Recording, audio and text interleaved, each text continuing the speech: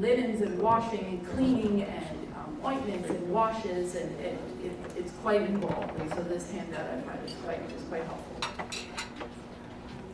So we also, what I do as well is I do swab, nasal and rectal swab, for all the household members for the actual patient. So those who are living in the house and shared the same environment. And so we did this for this family, and the mother was nasal swab MRSA positive, rectal swab negative, and the father was negative for both. So why do I do this?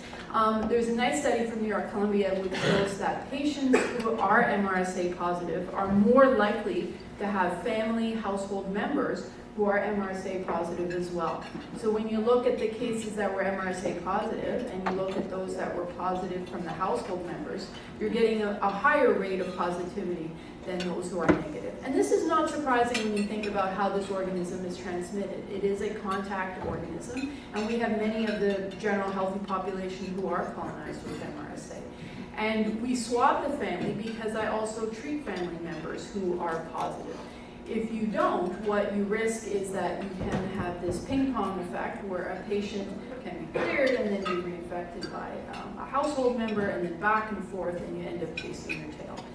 It's also important that when you do start this, you start this all together. So the child will often be positive first, but then I wait, I swab the family, and when we start all together, so that there's not this retransmission effect that can occur between family members. So this 8-year-old girl, I did start her on rifampin and Septra, and the mother I started on oral Septra, but not rifampin. And this is because it's important to recognize that this particular mom was on an antidepressant which would have interacted with rifampin. So it's important to know that if you do prescribe for adult family members, to make sure that you do know their comorbid conditions, what other drugs that they are on, because you do risk that, adults in general have more other medications that they may be on, that you may have troubles with some of these drugs. And in general, I've found that adults tolerate these medications a lot less well than children do. So at day 10, we got a call, or Susan got a call, saying that the girl had developed fever and hives. So had the mother, and the father had not. So there was a concern about whether this was perhaps a viral infection or whether she was actually developing a reaction to the drug. So reactions to Septra, especially in adults, are very common, and it's not unusual halfway through the course or into the course to develop adverse events. So at this point, I did stop the medications in both of them. There's concern that if you continue with Septra, you can develop serum sickness. So we stopped the medications for both of them. Turns out that they were positive at the next visit, and they were still positive, and so they failed the medication. So she did come back, and she was still positive. So then what do you do? I'll tell you what we do. So there is not any evidence about any multi-step protocols for MRSA eradication. So we have a multi-step protocol for Pseudomonas eradication and have looked at those outcomes. But there is no data to suggest that doing another round of therapy or trying it again is going to give you any benefit or any additional clearance rates. We just don't know that. We don't do it in our clinic. It may be right, it may be wrong, but I don't tend to do it over again if it has failed once. There is a study that has looked at whether you can clear chronic MRSA infection, and this is the Pmf study. So this is the persistent methicillin-resistant Staph aureus study eradication protocol. And this was done by Mike Boyle and Elliot Dassenbrook in the US. And this is not published, but the data is available on clinicaltrials.gov. So what they did is they looked at an adult population with chronic MRSA. And this is a similar protocol of interventions of what we do for eradication, but with the addition of aerosolized vancomycin. This is the intravenous formulation that's nebulized for 28 days. And essentially what they found is it did not work, which is maybe why it didn't get published. But the MRSA-free rates at 1 month were the same in both the treatment and the control arms. The number of pulmonary exacerbations, you could argue, were maybe a little bit less in the treatment arm, but these are such small numbers and no statistics were done on this. And the FEV1, if anything, got a little bit worse in the treatment arm compared to the control arm. So if a patient is chronic, I don't try to eradicate them necessarily with the protocol. However, you may consider whether you would do chronic suppressive, and we'll talk about that in a minute. So if we go back to our girl, she's failed eradication. She is known to be MRSA positive, so she's growing it at every sputum, at every clinic. And she comes back to clinic in, let's say, a year from now, and she's otherwise feeling well. She has good energy, but you do notice that she's had some increased cough. Her FEV1 hasn't necessarily dropped at all, but mom says she's more symptomatic. She's more bringing out more sputum, and she's definitely has increased cough. So what would you do in this situation? She only grows MRSA. So what I'm kind of suggesting is that maybe she's having a milder pulmonary exacerbation of something you might like to treat with an oral antibiotic if you could. So are there any options for that? Well, it depends a bit what kind of MRSA you have. So we have traditionally in the past separated MRSAs into community-associated and hospital-associated. That distinction has become more blurred over the last several years, as there's a lot of patients who will go back and forth between hospitals, and we see a lot of MRSA now that's in the community that has this pattern of hospital-associated. But why it's important is because the mechanism for resistance, the gene that encodes a resistance is different. So in the community-associated strains, it's a MECA gene that only encodes for the oxacillin-methicillin resistance. You may be lucky and have susceptibility to other drugs such as clindamycin, Septra, erythromycin. And I give you some of the rates in the general population of resistance that we do see for MRSA. We don't have this data specific to CF. If you have a hospital-associated strain, however, the MECA cassette encodes for more broader resistance. So in general, you only have vancomycin and linezolid, so a lot less options. It is worth at some point to get the lab to run these isolate susceptibilities, just so that you know if you have Clinda or Septra as an option, that you could treat for these milder pulmonary exacerbations where you may just want to treat with oral antibiotics. If you do use rifampin, it's important to never use it alone. Resistance develops very quickly to rifampin monotherapy. It can be used in combination, but it should never be used alone. Linezolid and tetracyclines are other oral options that you can consider as well, but just to keep in mind the toxicities related to linezolid, and we'll get back to that in a second. And tetracyclines shouldn't be used in children under 8 because of the risks of dental staining and bone staining. So she comes back, and this time she's worse. So now you have a child who's increased cough, definite sputum production, but now her FEV1's dropped to 80%, and her baseline is 100, 102. And you do a chest x-ray, she has a new infiltrate. So this is a kid now that you feel is sicker, that you want to admit to hospital, and you want to give intravenous therapy. So what's your first line of therapy? Well, for MRSA, it is still vancomycin. So vancomycin, well-known drug. It's a glycopeptide, it inhibits bacterial cell wall synthesis. Its side effects are well recognized in terms of nephrotoxicity, ototoxicity. There's quite a few infusion-related reactions. In terms of a drug, it is very good for bacteremias and clearing MRSA in the blood, but its penetration into the lung is not as good as perhaps some other drugs. When they've looked at concentrations from blood to ELF or epithelial lining fluid, it's about 6 to 1. So the penetration in the lung is not great, but our experience with it is considerable and would still be considered first line for MRSA pulmonary exacerbation when you admit to hospital. If they fail that, or if you feel you need to go to a second line, linezolid would be considered the second line therapy for MRSA pulmonary exacerbation. So this is a drug that is available both orally as well as intravenously. It is oxazolidinone. I always have a hard time saying that one. It also it inhibits protein synthesis. It is very bioavailable, so it is 100% absorbed. And there's not really an indication to use it intravenously if a patient can take orally and if there's not a serious concern about malabsorption. Its doses may be required to be a little bit higher in both children and in CF.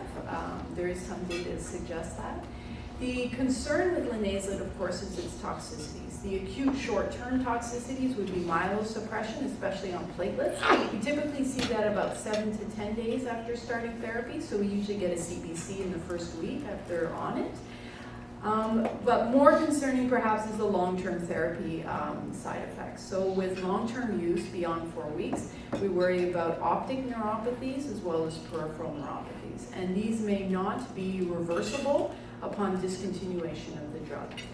So if you do use it, it's important that you caution patients about what to look for, that you monitor them for these side effects, and that you balance the risks and benefits of your potential long-term use with the side effects that you can see with it.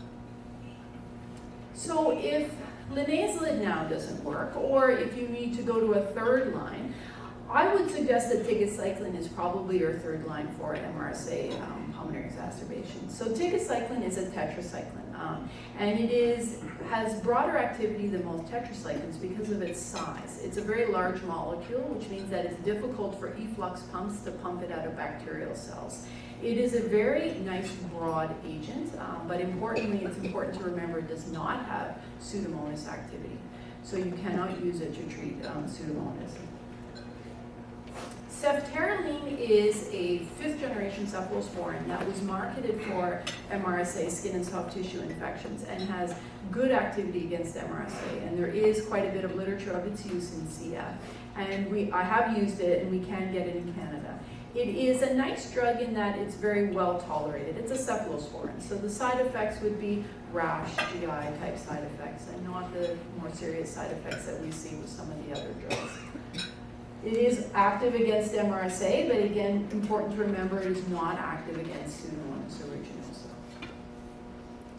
So now you've gone through all of those. We're really starting to scrape the bottom of the barrel now. We've got lipoglycopeptides, which can be used for MRSA. And these are glycopeptides with a lipid side chain, which means that it increases its affinity to binding to peptidoglycans here. And this means that it actually has a very long half-life. It's rapidly distributed within membranes, and it has a high degree of protein binding. The problem with many of these lipoglycopeptides is that they are not possible to get in Canada, and also daptomycin is inactivated by surfactants, so it's not considered to be a good drug for pneumonias in general, or lung infections. So we've talked about eradication. We've talked about oral antibiotics for milder pulmonary exacerbations, intravenous antibiotics for pulmonary exacerbations. But now, what do you do with a patient who's chronically infected with MRSA? Is there any role for chronic suppressive therapy? Well, I would argue that there is. There are new drugs that are being studied. Aerovanc, for example, or aerosolized vancomycin is a dry powdered vancomycin formulation, is now in phase 2, phase 3 trials in CF. We do have patients enrolled in Canada in this study. And this is a drug that is looking at primary outcomes of reduction in sputum bacterial density, pulmonary function, and safety, and has an inhaled placebo arm unrelated to it. I don't have any data and couldn't find any data to suggest its efficacy at all, but this is currently under study and is marketed. So if you do have patients that are eligible, there are sites that can enroll them in Canada. Sick Kids is one, and I'm not sure if St. Mike's is, but there are other options as well, right? So you can use inhaled vancomycin, the intravenous formulation, put it in a nebulizer and nebulize it as well. I do find that some patients find that may not be able to tolerate that, can become quite bronchospastic with the inhaled vancomycin, but it's certainly something worth trying. There are oral options as well, so we have tried to suppress it with oral therapy at home, and you can use any of these combinations. We've used Fusidic, rifampin plus something else, Septra, Doxy, or even linezolid long term. So I'm just going to end here before I give it to Dr. Tullis, giving you an example of a patient that Dr. Sweezy and I follow at Sick Kids, who have had chronic MRSA for 12 years. So this is a busy slide, but this is the child's lung function. It's very tiny, but I think that's like 80% or something there. And this is over a 12-year period. So the child's had MRSA ever since 2006. So has his brother, and every single sputum has always been positive. He's intermittently grown some Pseudomonas, Burkholderia gladioli, and Mycobacterium avium intracellulare. And you can see down here, this is all the different IV antibiotics we've treated for pulmonary exacerbations in hospital. And this is the chronic suppressive therapy that we've used for this child over the years. So you can see you can start out with IV Vanco. You can use it repeatedly. But at some point, the child just does not respond to vancomycin anymore.